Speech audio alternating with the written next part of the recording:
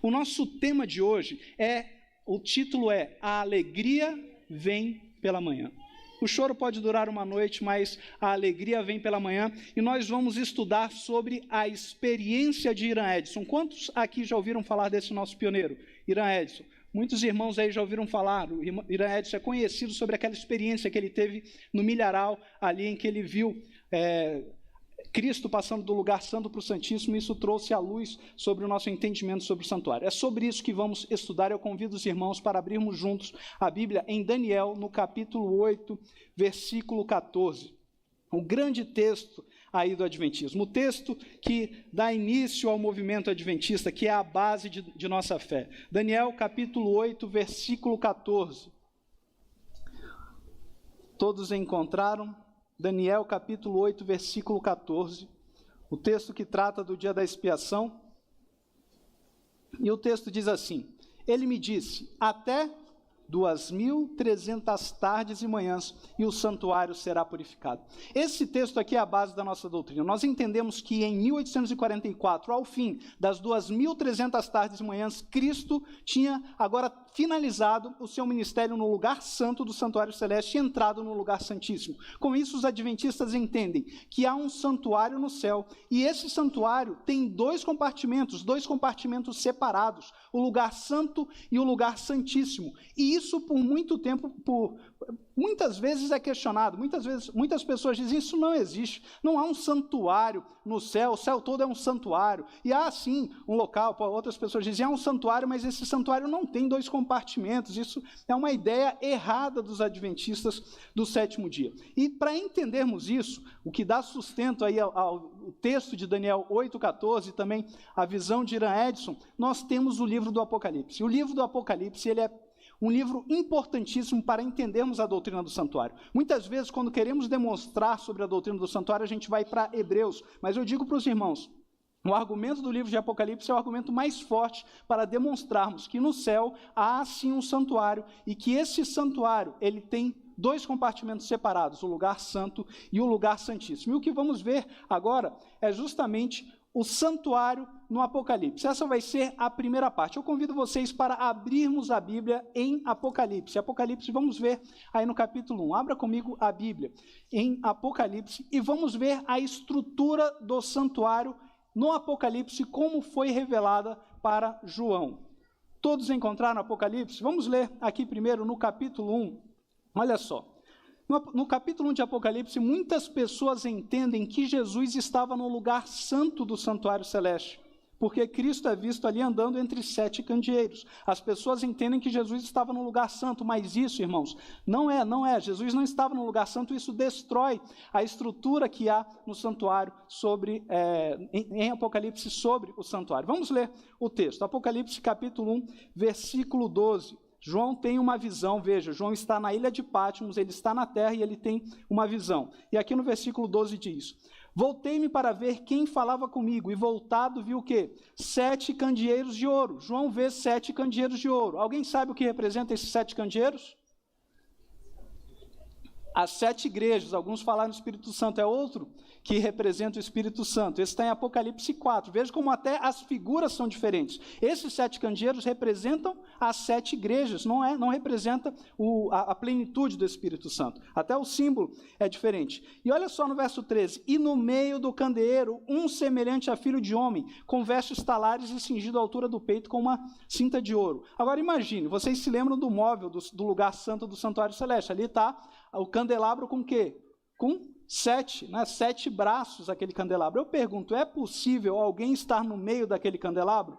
Não é possível. Você pode andar em volta do candelabro, mas você não pode estar no meio. É impossível pela própria estrutura da figura. O que é descrito em Apocalipse 1, a figura é essa aqui, porque Jesus está andando entre as 7 igrejas. Esse é o símbolo que é colocado aí. Jesus está andando entre os 7 candeeiros que representam as 7 igrejas. Não é essa a figura de Apocalipse 1. Essa é a figura de Apocalipse 1. E se você seguir na sequência que vai nos mostrar a estrutura do santuário, santuário, você vai ver que agora o anjo, vem uma mensagem para o anjo de cada igreja. Vem aí para a igreja de Éfeso, no capítulo 2, para a igreja de Esmirna, e vai indo até o capítulo 3, até a mensagem para a última, para o anjo da última igreja, que é qual igreja? A igreja de Laodiceia, da qual fazemos parte, fazemos parte desse período profético. Então, ali, a partir do verso 14, vem a mensagem para o anjo da igreja de Laodiceia. João vê Jesus andando entre os 7 candeeiros, que representam as 7 igrejas, e uma mensagem para cada uma daquelas igrejas. E aí, veja o que acontece no verso 4. No verso 4 é dito o quê? Capítulo 4, versículo 1. Vamos ler juntos aí. No capítulo 4, no versículo 1, diz assim: depois destas coisas, olhei, e eis não somente uma porta aberta no céu, como também a primeira voz que ouvi, como de trombeta, ao falar comigo, dizendo, o que diz? Sobe para aqui. Agora veja, se João já estava no lugar santo do santuário celeste no céu, qual que é o sentido de agora ele ver uma porta aberta no céu e ter que subir? Ele já não estava no céu? Vocês percebem como a narrativa fica sem sentido? Ellen White nunca atribui aqueles candeeiros de Apocalipse 1 ao móvel do santuário. Ela atribui o que está em Apocalipse 4, como vamos ver aqui. E como vocês viram na sequência, o símbolo é diferente e João está na terra. Por isso que é dito, ele está na terra, ele não está no céu. Por isso que é dito, sobe para aqui e eu vou te mostrar aqui o que está por trás ali, né? Ele vê a porta e ele vai agora passar a ver o que está atrás daquela porta. Ele vê uma porta aberta no céu, e uma voz: sobe para aqui e te mostrarei o que deve acontecer depois destas coisas. Pegue aí na sua Bíblia e vá marcando esses textos, ele é importante para você expor a doutrina do santuário em Apocalipse. Veja só, no versículo 5, olha o que diz: agora João sobe ali, e ele olha ele sobe para o céu e olha através daquelas portas. É que porta? Para entendermos, a gente tem que ver o que ele vê através da porta, e ele começa a ver os móveis do lugar santo. Olha só, do trono saem relâmpagos, com vozes e trovões, e diante do trono ardem 7 tochas de fogo, que são os 7 Espíritos de Deus. Esse é o símbolo e esse é o texto que Ellen White atribui aí ao santuário, ao móvel do santuário celeste. Então, a gente vê aí que João começa a ver os móveis do lugar santo. Se você avançar agora para o capítulo 5, nos versículos 6 e 8, eu vou só ler o que está destacado. Agora a gente vê Cristo. Cristo não estava ainda no santuário no capítulo 4. Cristo chega no santuário no capítulo 5. Eu pergunto, em que dia foi esse? Alguém sabe? Após a morte. Após a morte, em um dia específico. No dia do Pentecostes. Vocês sabiam que Cristo entra no santuário exatamente no dia de Pentecostes? Está aqui, ó. Vocês se lembram que estava lá no capítulo 4, os 7 Espíritos de Deus? Agora olha o que tem aqui. Como também um cordeiro como sido morto, Cristo, ele tinha 7 chifres, bem como 7 olhos, que são o quê? Os 7 Espíritos de Deus enviados por toda a terra. É no dia de Pentecostes que Cristo entra no lugar santo do santuário celeste. Então João, ele sobe, ele começa a olhar através daquela porta e ele vê os móveis do lugar santo. Se você avançar para o capítulo 8, você vai ver que faz referência ao altar de incenso, também um móvel do lugar santo. João estava na terra, sobe e começa a ver os móveis do santuário. João começa a ver ali justamente o lugar santo. Anote esses textos, anote no capítulo 9, versículo 13. No versículo 13 também faz referência ao altar de ouro. João agora vê também, novamente, aí uma referência ao altar de ouro. E o que é interessante? Veja, João está na terra, sobe para o céu, olha através daquela porta, começa a ver o lugar santo do santuário celeste. E mais que isso, ainda é importante para mostrar como a doutrina adventista é uma doutrina bíblica. João viu tudo isso, ele viu o santuário, ele viu os móveis do santuário. E quando ele vê o lugar santo, ele não fala, ele não vê o lugar santíssimo. Ele não faz menção ao lugar santíssimo. Por quê? Porque há uma separação entre o lugar santo e o lugar santíssimo no céu, como ensinam os adventistas do 7º dia. Se você deve avançar agora para o capítulo 11, avance aí para o capítulo 11 e marque esse texto. O texto que está no versículo 19 do capítulo 11. Porque só agora João vai ver o lugar santíssimo do santuário celestial. Mas para isso algo precisa acontecer. E no versículo 19 diz o quê? Abriu-se então o santuário de Deus, que se acha no céu, e foi vista a Arca da Aliança. Foi necessário ser aberto outra porta para outra parte do santuário para que a Arca da Aliança fosse vista. Ou seja, uma porta aberta no céu, a porta do lugar santo. João vê esses móveis. Ele não vê o lugar santíssimo, ele só vê depois que outra porta é aberta. Isso mostra, sem sombra de dúvidas, João viu isso. Isso mostra, sem sombra de dúvidas, de que há um santuário no céu com 2 compartimentos. O lugar santo e o lugar santíssimo, como ensinam os adventistas do 7º dia. E é interessante que se você ainda volta aí no verso 18, o que é dito quando abre esse santuário, quando vai abrir o santuário ao soar da 7ª trombeta? Na verdade, as nações se enfureceram, chegou, porém, a tua ira, e o tempo determinado para o quê? Para o tempo para serem julgados os mortos. O juízo, que iria acontecer o quê? No lugar santíssimo, como ensina a doutrina adventista. Até 2.300 tardes e manhãs e o santuário será purificado, em perfeita harmonia com aquilo que ensinam os adventistas do 7º dia. Você precisa ter esses textos em mente para expor. É a sequência de textos mais forte para expor isso que é uma doutrina adventista, de que há um santuário no céu com 2 compartimentos e que o juízo ocorre no lugar santíssimo do santuário celeste. E eu queria falar para vocês justamente desse momento, do momento em que é aberta essa porta e Jesus passa do lugar santo para o lugar santíssimo. Essa visão que é descrita também em Daniel 7, quando Jesus vai ali para junto do ancião de dias para se iniciar o juízo. E eu queria comentar sobre isso através da experiência de um pioneiro nosso, através da experiência de Ira Edson, que teve essa visão e trouxe o esclarecimento sobre essa doutrina. Vamos então entender a experiência de Ira Edson, e eu trago aqui para os irmãos um relato de Ira Edson. Ira Edson, ele traz um relato daquele dia. Vocês se lembram sobre o movimento adventista?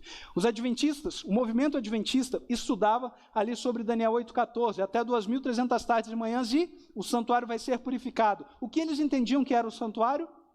A terra. Então eles entendiam que no fim dos 2.300 anos, Jesus iria retornar à terra, iria vir o juízo final e a terra seria purificada. Esse era o entendimento deles. E eles dedicaram a vida, as pessoas venderam as suas coisas, colocaram todas as suas energias para dar uma mensagem ao mundo de que Jesus estava voltando em 1844. Tudo girava em torno disso. Eles estavam ali com todas as suas energias direcionadas para isso, direcionando o seu dinheiro, o seu trabalho, as suas forças para isso. Isso era o que motivava os adventistas do 7º dia. Ira Edson fazia parte desse grupo. E ele conta o relato de quando chegou esse dia, que veio aí como um grande desapontamento para os adventistas do 7º, para o movimento adventista. Ainda não existiu a igreja adventista do 7º dia. Ira Edson comenta assim, olha só como ele dá esse relato. Nossas expectativas eram muito grandes, e assim estivemos esperando a vinda de nosso Senhor até que o relógio soou as batidas da meia-noite. Eles estavam esperando Jesus quando? No dia? Isso, 22 de outubro de 1844, até que a batida do relógio soou à meia-noite. Que dia que iniciou? 23 de outubro de 1844. Passou o dia 22 de outubro e Jesus não tinha voltado. Grande era a decepção. Chegou o dia 23 e Jesus não voltou. E ele diz, o dia havia acabado e nosso desapontamento se transformou numa certeza. Nossas esperanças e expectativas mais queridas ficaram em pedaços e veio sobre nós um desejo de chorar, como nunca antes havíamos experimentado. Eles nunca tinham chorado daquela maneira. Parecia que não podia se comparar, olha só, nem sequer com a perda de todos os amigos terrenos. Choramos e choramos até o amanhecer. Aquilo era o que motivava, aquilo era o que dava direção para a vida deles. E ver que aquilo era tudo uma ilusão foi uma grande dor, foi um grande desapontamento. Eles choraram mais do que quando chora por um luto, pela perda de alguém querido, porque aquilo despedaçou toda a fé do movimento adventista. Grande foi o desapontamento. Ira Edson chega dizendo, refleti em meu coração dizendo, minha experiência do advento foi a mais enriquecedora e brilhante de toda a minha experiência cristã. Se isto se provou ser um fracasso, para que vale o restante de minha experiência cristã? Não há Deus, não há céu, não há uma cidade de ouro, um paraíso. não é nada mais do que uma invencionice astuciosamente engedrada, não há veracidade em nossas mais caras esperanças e expectações dessas coisas. Veja o que Irã Edson pensou. Se tudo é uma ilusão, de que vale tudo? Tudo foi uma grande ilusão. As nossas mais caras esperanças não valem nada, porque não é algo racional. A nossa fé precisa ser racional. Às vezes eu coloco aqui, né, uma imagem de astronomia e a gente já fica pensando, não, para que eu vou... Irmão, vocês têm que aprender a dar razão da sua fé. Cronologia profética é contar o tempo. Deus falou que o tempo é contado como? Através dos movimentos dos astros. Ele colocou os astros, como é dito em Gênesis, para contar o tempo. Você não tem como, impossível, você dar a razão da sua fé ali sem astronomia. É muito fácil, né? Pegar o papel e falar, olha, o decreto de Artaxerxes foi em 457, agora a gente avança 2.300... Mas quem falou que o decreto... Você consegue mostrar realmente que o decreto foi em 457? Você consegue mostrar historicamente que o decreto foi em 457, pela Bíblia e pela história? Eu já adianto que não, porque não tem informações suficientes por isso. Você não vai conseguir mostrar tudo isso sem que a coisa seja completa. Você precisa aprender a dar razão da sua fé. E se você não tem uma fé racional, tudo não passa de uma ilusão. Irã Edson olhou e ele estava olhando e pensou assim, isso aqui é uma ilusão. A minha mais cara esperança não vale nada. Por quê? Porque Jesus não voltou, nós fizemos a conta, Cristo não voltou. A ideia de que até 2.300 tardes e manhãs o santuário seria purificado é apenas uma ilusão.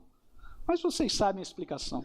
Vocês sabem a explicação para isso. Acontece que o que seria purificado não seria a terra, mas seria o santuário no céu que acabamos de ver em Apocalipse. Essa é a explicação que veio depois e nós podemos mostrar isso biblicamente. Mas será que não aconteceu nada demais? Nada aconteceu naquele dia, no dia da expiação em 1844? Não aconteceu nada? Simplesmente nenhuma manifestação diante daquele grande evento de quando Cristo iria iniciar o seu ministério no lugar santíssimo do santuário celeste. Se vocês atentarem sobre aí os grandes pontos da cronologia profética de Daniel 8:14 e 9:24 a 27, você vai ver que nesses grandes eventos relacionados ao ministério de Cristo, há uma manifestação das três pessoas da divindade, sabia? Há uma manifestação das três pessoas da divindade. Algo sobrenatural acontece em cada um dos eventos. Vamos ver isso, olha só. Aqui, na morte de Cristo, a gente pode ver que, no batismo de Cristo, o primeiro evento ali que aconteceu no ano 27, no batismo de Cristo, havia uma data para aquilo, que estava determinada em Daniel no capítulo 9. E quando após Cristo ser batizado, o que ele diz? O tempo está cumprido. O que é dito? O tempo está cumprido. Um tempo profético havia ali chegado. Um tempo estava cumprido. E que tempo é esse? Só pode ser de Daniel 9. Não há outro tempo profético a ser cumprido na Bíblia, a não ser os relativos ao Messias ali em Daniel 9. Não há outro tempo relativo ao Messias, a não ser aqueles em Daniel 9. Então, é dito, o tempo está cumprido, foi cumprido um tempo profético, e mais que isso, como eu falei, as três pessoas da divindade se manifestam. E o que aconteceu no batismo de Cristo? Vocês se lembram aí, olha só, Marcos 1,15. E aconteceu que ao ser todo o povo batizado, também foi Jesus. Então, aqui está uma pessoa da divindade, Jesus. E estando ele a orar, o céu se abriu, e o que aconteceu? O Espírito Santo, outra pessoa da divindade, desceu sobre ele em forma corpórea como pomba. E ouviu agora uma voz do céu, Deus Pai, dizendo, Tu és o meu Filho amado, em ti me comprazo. As três pessoas da divindade se manifestando diante aí de um grande cumprimento profético, a chegada ali do dia em que Jesus seria ungido, o dia no ano 27. Isso aconteceu, as três pessoas da divindade se manifestaram ali no batismo de Cristo. O mesmo acontece na morte de Cristo, coisas sobrenaturais acontecem no cumprimento desses grandes eventos proféticos. Vamos lá, vamos acompanhar aqui no slide para ganharmos um pouquinho de tempo. Olha só, em João no capítulo 12, versículo 23 e 24, o que Jesus diz? Respondeu-lhe Jesus, é chegada a hora de ser glorificado o Filho do Homem. Em verdade vos digo, se o grão de trigo caindo na terra não morrer, fica ele só, mas se morrer, produz muito fruto. Naquele momento, Jesus, que muitas vezes diz que ainda não era chegada a hora, ele diz, é chegada a hora. Chegou uma hora. Por quê? Porque, como vimos ontem, havia um tempo marcado para aquele evento que aconteceu ali no dia 15 de Nissan, como estudamos ontem. E é dito, é chegada a hora. E o que acontece? Vocês se lembram que coisas sobrenaturais aconteceram na morte de Cristo. Houve ali um grande terremoto. O véu do santuário foi rasgado ali de alto a baixo. E houve densas trevas, é dito em Marcos 15, 33, que chegada a hora sexta, houve trevas sobre toda a terra até a hora nona, grandes trevas na terra. E Ellen White, em O Desejado de Todas as Nações, ela diz que a divindade estava escondida ali naquelas trevas, junto com Jesus. Por que a divindade estava escondida? Por que não se manifestou ali para Jesus? Porque os nossos pecados, como vimos ontem, estavam em Cristo. E havia agora uma separação. Mas ali naquela escuridão, Deus Pai acompanhou tudo. Ali estava a divindade estava ali, as pessoas da divindade estavam ali naquelas trevas. Ellen White diz isso em O Desejado de Todas as Nações. Então, também na morte de Cristo, nós vemos o cumprimento de um evento profético e a manifestação das três pessoas da divindade. Na morte de Estevão acontece o mesmo. Também havia um tempo determinado para aquilo, era o fim das 70 semanas, quando eles deveriam agora pregar o evangelho para os gentios. E será que a divindade se manifestou também naquele dia em que Estevão foi apedrejado? Sim, se manifestou sim, vamos ler o relato. Está em Atos no capítulo 8, se vocês quiserem, abram a Bíblia aí comigo em Atos no capítulo 7, na verdade, Atos capítulo 7, nós vamos ver aí o relato que fala sobre o apedrejamento de Estevão. Atos capítulo 7, nós vamos ler juntos o verso 55, e vamos ver aqui como as três pessoas da divindade também se manifestaram no fim das 70 semanas com o apedrejamento de Estevão. Olha só o que o texto diz. O texto diz assim: mas Estevão, cheio do Espírito Santo, uma pessoa da divindade aqui se manifestando, fitou os olhos no céu. Estevão olhou para os céus e o que ele viu? E viu a glória de Deus e Jesus que estava à sua direita. Naquele momento, naquela hora, daquele cumprimento profético, Estevão, que estava cheio do Espírito Santo, uma pessoa da divindade, ele olha para o céu e também vê a manifestação de Deus Pai e do Filho. Ele vê Deus e Jesus, ele vê o céu aberto e vê ali Deus e Jesus. Então a gente vê que no cumprimento desses eventos proféticos há sempre a manifestação das três pessoas da divindade com a chegada do evento profético. E na purificação do santuário? Será que nada aconteceu nesse dia? Será que fica uma lacuna, fica vazio, justamente no fim das 2.300 tardes de manhã? Será que nada aconteceu? Irmãos, vocês conhecem um texto que anuncia também a chegada desse momento. Há um texto em Apocalipse capítulo 14, versículo 7, que diz o quê? É chegada a hora do seu juízo. Havia um anúncio de que iria chegar o momento daquele cumprimento profético, a chegada do juízo aconteceria. E isso aconteceu em que dia, como falamos? No dia 22 de outubro de 1844. E ali nós vimos agora o relato de Irã Edson. Irã Edson está vivenciando ali aquele dia, a chegada do dia da expiação, a chegada da hora do juízo. Irã Edson diz que foi grande o desapontamento porque Cristo não havia retornado à terra. Irã Edson, como vocês sabem, ele vai ter ali uma visão. Muitas pessoas, por talvez não entenderem completamente o que aconteceu e que momento era aquele momento da visão, relatam como se aquilo ali fosse um insight, como se Irã Edson estivesse andando ali no milharal e ele teve um insight, falando, Jesus não era na terra, não era a terra que devia ser purificado, isso é no céu. Muitas pessoas relatam como se fosse apenas um insight que ele teve sobre o acontecimento, e agora ele teve a compreensão correta. Mas veja, aqui eu tenho o livro O Grande Movimento Adventista, um livro recomendado por Ellen White, que pediu a um pioneiro, ao Loughborough, para contar a história, contar o que ele havia visto. Ele esteve presente em mais de 50 visões de Ellen White. E aqui Irã Edson relata para ele, nesse livro, o que aconteceu naquele dia 22 de outubro. Eu quero ler para vocês, eu coloquei aqui para facilitar a nossa leitura. A página 155 desse livro é dito o quê? Loughborough diz: Irã Edson, de Port Gibson, Nova York, disse-me que no dia seguinte à passagem do tempo, que dia que é esse? 23 de outubro de 1844, enquanto orava atrás das pilhas de cereais amontoadas num campo, o Espírito de Deus, a gente já vê a manifestação de uma pessoa aqui, né? O Espírito de Deus se apossou dele de maneira tão poderosa que quase foi lançado ao chão. Não foi um insight. O Espírito de Deus ali estava em Irã Edson, ele quase foi lançado ao chão. Irã Edson, ele continua o seu relato. Isso é um relato do Loughborough sobre o que Irã Edson contou para ele, mas podemos seguir aqui com o relato de Irã Edson. E veja só o que Irã Edson diz em seu relato. A sequência do que estávamos lendo. Comecei a sentir que deveria haver luz e ajuda em nossa angústia presente. Como estávamos lendo, grande era a decepção, eles choraram amargamente, mas Irã Edson começa a sentir que devia existir algo mais, devia existir uma luz, uma explicação para aquilo que eles estavam passando. E ele diz assim: disse a alguns irmãos, vamos ao galpão.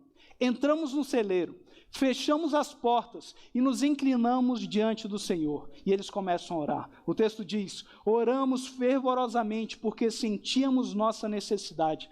Continuamos em oração até que o Espírito nos deu testemunho de que nossa oração havia sido aceita. Uma pessoa da divindade se manifesta. O Espírito Santo dá testemunho para eles de que a oração havia sido aceita e de que viria a luz, que nos proporcionaria a luz, que nosso desapontamento seria explicado de tal modo que sua causa ficaria clara e satisfatória. O Espírito Santo se manifesta e diz que haveria uma explicação para aquele grande desapontamento. Eles estavam ali orando naquela noite, aquela noite que foi muito amarga, que eles choraram mais do que como se tivessem perdidos os seus amados, mais do que em luto, aquela noite que foi uma noite de grande desapontamento. Mas, como eu havia dito, como é o título do nosso estudo de hoje, ao anoitecer pode vir o choro. O choro pode demorar uma noite inteira, mas a alegria vem pela manhã.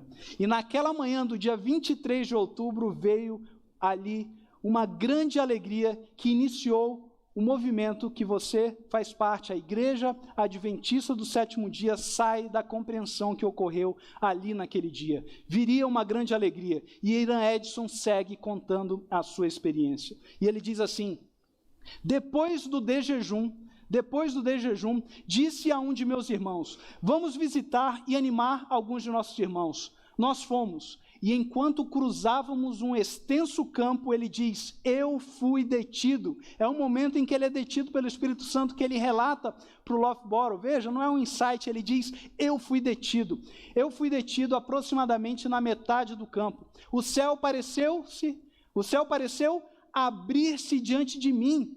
Vejam, não é semelhante ao relato de Estevão, que no seu apedrejamento, ele também está cheio do Espírito Santo e ele vê o céu aberto, o céu mais uma vez é aberto. E Irã Edson fala, o céu pareceu abrir-se diante de mim e vi distinta e claramente que em vez de nosso sumo sacerdote, aqui o Filho, outra pessoa da divindade, ter saído do Santíssimo, do santuário celestial, para vir à terra no 10º dia do 7º mês, no término dos 2.300 dias, neste dia o que aconteceu? Ele havia entrado pela primeira vez no segundo compartimento desse santuário, e que ele teria uma obra a fazer no lugar santíssimo antes de vir à terra. Nesta data, ele havia entrado nas bodas, em outras palavras, diante do ancião de dias, a outra pessoa da divindade. Irã Edson, naquele momento, cheio do Espírito Santo, ele é detido pelo Espírito Santo, ele olha para o céu e ele vê o céu aberto, e o que ele vê é justamente o relato que está em Daniel, o momento em que Cristo, ele vê aquilo que acontece no momento em que Cristo sai do lugar santo e vai para o lugar santíssimo. Há uma manifestação também das três pessoas da divindade para Irã Edson, justamente nesse dia, no dia em que iria se cumprir aquilo que é o dia da expiação. Na verdade, quase tudo se encaixou. A gente vê aqui a manifestação das três pessoas da divindade, mas há um pequeno problema. Aquele dia era qual dia? 23 de outubro de 1844. Diz que é depois do de jejum que aconteceu aquilo. Quase deu certo, quase deu certo. Foi por aí um pouquinho de tempo, um dia antes, porque a gente sabe que o dia da expiação foi quando? 22 de outubro, mas a gente está aqui no dia 23 de outubro, e ele diz que foi depois do de jejum. Imagina, que hora? Ele não diz a hora exata, não tem como a gente dizer aí a hora exata, porque o relato é um relato despretensioso. Ele fala apenas que foi depois do de jejum. Agora, que horas mais ou menos aí, após o de jejum de um fazendeiro, quando eles vão caminhar, que horas vocês pensam que era isso? Os irmãos estão ouvindo aí uns 6, uns 7, né? Por volta disso, de 6, 7 horas da manhã, provavelmente aproximadamente ali 7 horas da manhã do dia 23 de outubro, porque ele, depois do de jejum ele caminha e tem essa experiência ali no campo, quando ele está caminhando. Então, quase tudo deu certo. Mas, irmãos, lembrem-se, a gente está aqui, estamos estudando sobre cronologia profética, estamos estudando sobre astronomia e temos que nos familiarizar com como as coisas funcionam. Às vezes a gente fala, o dia da expiação foi o dia 22 de outubro de 1844, e a gente acha que o dia da expiação começou à meia-noite do dia 22 e terminou ali na próxima meia-noite com o início do dia 23. Mas o que é o dia da expiação? O dia da expiação não é um dia do calendário romano. O dia da expiação é um dia do calendário divino. Então, no calendário judaico, quando que era o dia da expiação? No dia, alguém sabe?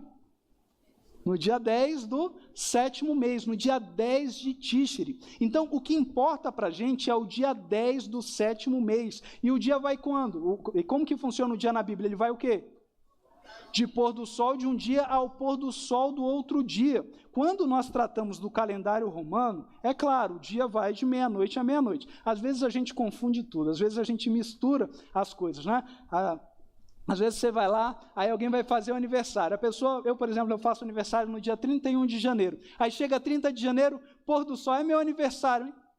Como assim é meu aniversário? Ainda não chegou, eu nasci no dia 31, isso é uma data do calendário romano. Você já viu alguém? O contrário eles nos dizem, né? A pessoa nasceu no dia 31 de janeiro, depois do pôr do sol, ninguém fala, eu nasci 1º de fevereiro. Não, ninguém faz isso, porque fica uma coisa meio irracional. Mas fala assim, chegou o meu aniversário, mas que dia que é o seu aniversário? Você quer comemorar o seu aniversário no pôr do sol? Comemore, né? Porque você se importa com o calendário bíblico, mas você tem que descobrir quando foi o seu aniversário e que dia judaico era aquele esperar, né? Ir para a data judaica. Algumas pessoas chegam ali, né? Pôr do sol do dia 31 de dezembro, ano novo, que ano novo? A gente está no calendário romano, o ano novo começa após a meia-noite, a gente está comemorando o ano novo do calendário romano. Não, mas eu quero comemorar o ano novo no pôr do sol, porque eu sigo a Bíblia, então comemore o ano novo judaico. Vai ali para a Bíblia e veja quando começou o ano novo judaico, porque no calendário judaico aquilo ali não é o ano novo, mas nem de perto. Você está comemorando uma data que não faz sentido nenhum. Então a gente tem que entender o que está acontecendo. E aqui é a mesma coisa. Quando a gente fala que o dia da expiação aconteceu no dia 22 de outubro de 1844, é porque a maior parte do dia 10 do 7º mês judaico caiu dentro, lá no fuso horário ali dos Estados Unidos, caiu dentro do dia 22 de outubro de 1844. Por isso que esse é o dia mais falado. Mas os próprios mileritas sabiam disso, que era de pôr do sol a pôr do sol, e falavam aí em 2 datas. Se você vê aí no material milerita, eles apontam 2 datas. Alguém já ouviu falar do pastor Leroy Frum?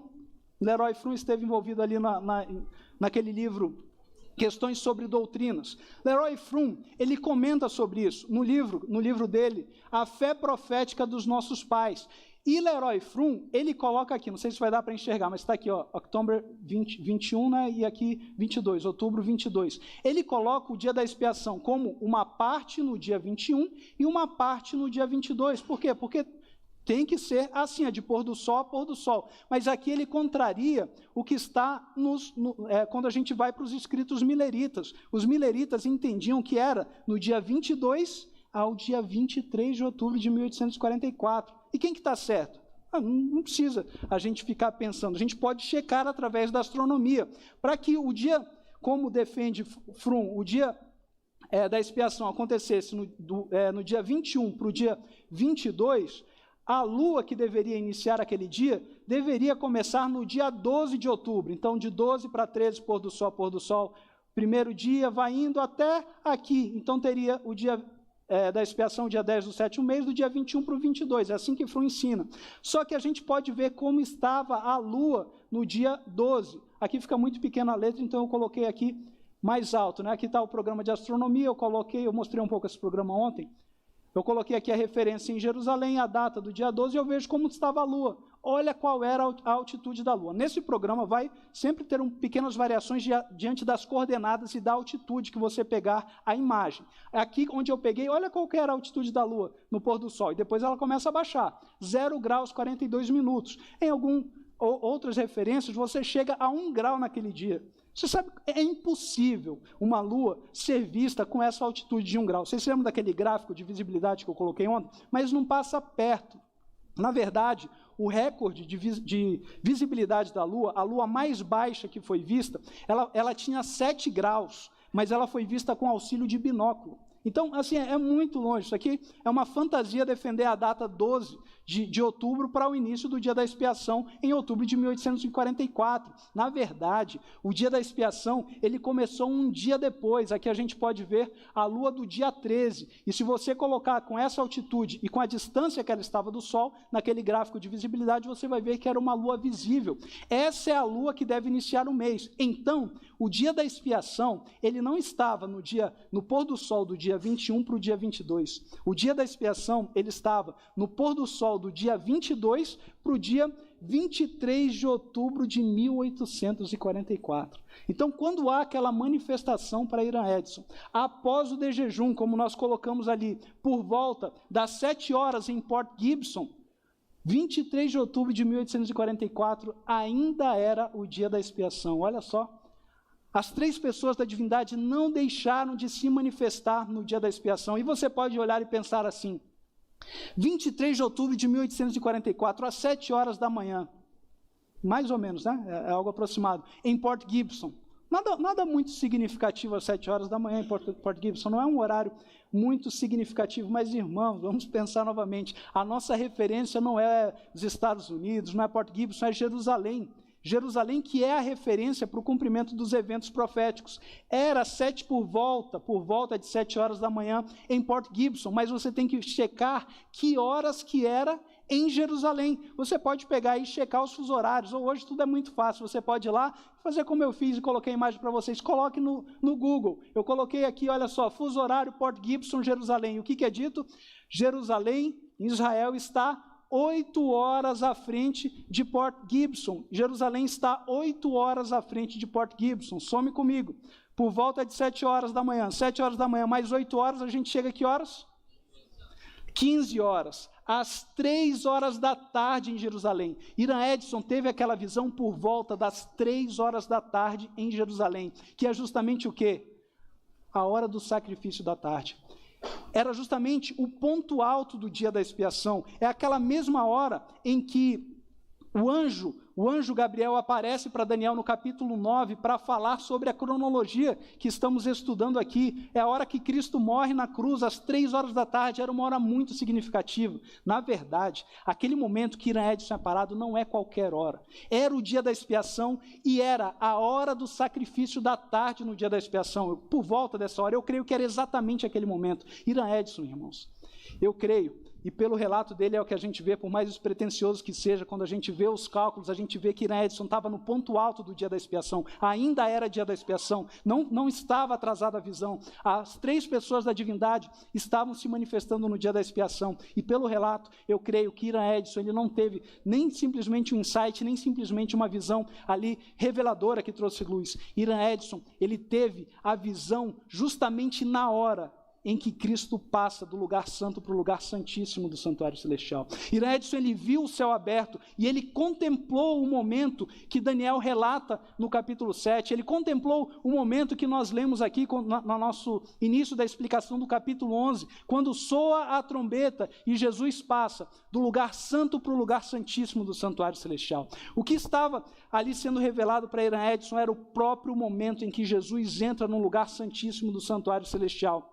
E nós podemos ver isso através da cronologia. Estudando a cronologia profética, a gente entende o que era aquele momento. Não era, o dia da expiação não foi do dia 21 para o 22, foi do dia 22 para o 23. E a gente vê que aquele momento era o grande momento do dia da expiação. Ira Edson, ele viu o céu aberto e ele viu a hora que Jesus entrou no lugar santíssimo do santuário celestial. E naquele momento exato estava iniciando a igreja que você faz parte. Eu quero que você entenda que você faz parte de um movimento com um minuto exato para iniciar. Eu quero que você compreenda que Deus se manifestou em uma hora exata, marcada no capítulo 8 e 9 de Daniel, para que esta igreja surgisse com uma mensagem, para que essa igreja pudesse proclamar que era chegada a hora do juízo. Naquele momento tudo ficou esclarecido, e Ellen White comenta: vem ele seu desapontamento explicado, e a alegria e a certeza de novo os animam. O terceiro anjo iluminou o passado, o presente e o futuro. E eles sabem que, na verdade, Deus os tem guiado por sua misteriosa providência. Deus estava ali, as três pessoas da divindade estavam se manifestando para o seu povo no dia da expiação. Eu quero ler mais um texto que está em Primeiros Escritos, em que Ellen White comenta sobre o que estamos estudando aqui. Ela diz: mas assuntos como o santuário, em conexão com os 2.300 dias, são perfeitamente apropriados para esclarecer o passado do movimento adventista e mostrar qual é a nossa presente posição, estabelecer a fé do vacilante e dar a certeza do glorioso futuro.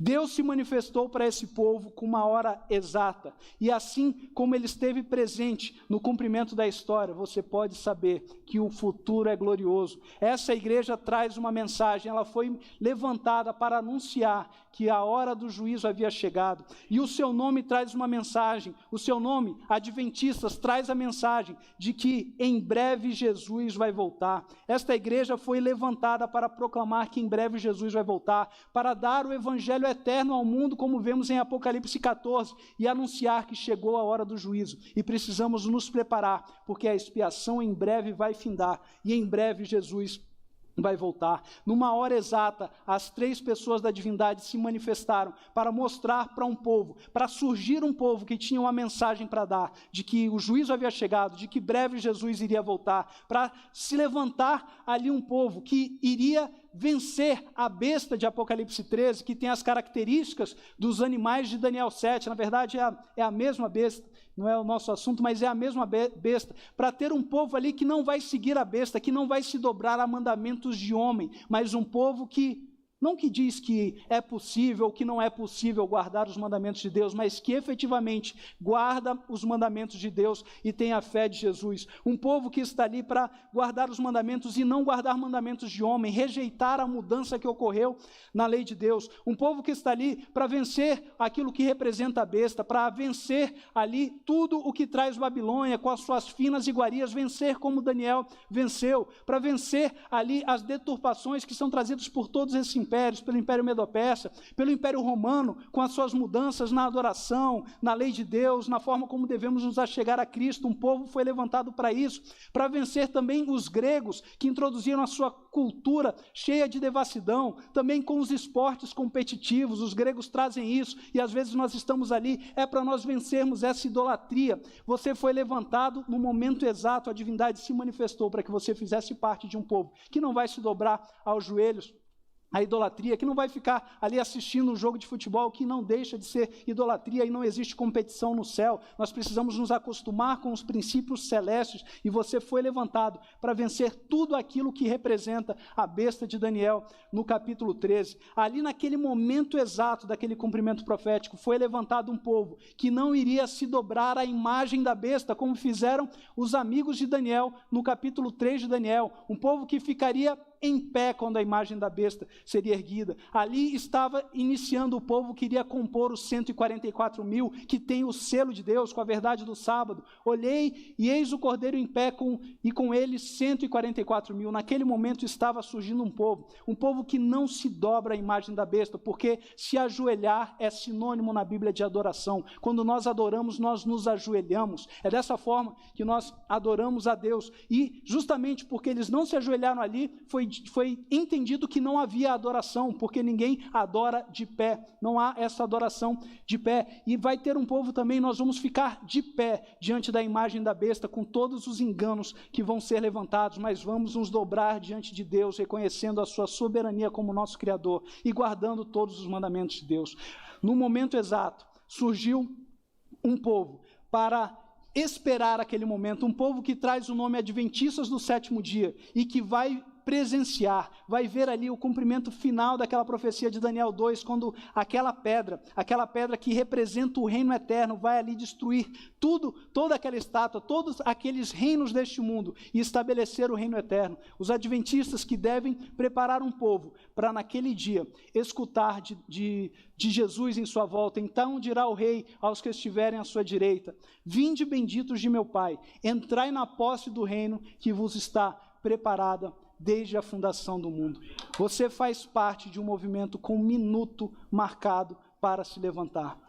Isso que está diante de nós vale todos os nossos esforços e toda a nossa vida, porque a nossa fé não é vã. A nossa fé, ela tem base bíblica, ela tem base histórica, ela tem base matemática, como vamos ver hoje à tarde, ela tem base astronômica. Ninguém pode mudar o movimento dos astros e ali está registrada as digitais de um povo e você faz parte desse povo. Vale todos os seus esforços. Não há decepção com Deus. Deus se manifestou para que você desse uma mensagem ao mundo de que em breve Jesus irá voltar e que você possa viver à altura dessa mensagem. Que Deus abençoe os irmãos.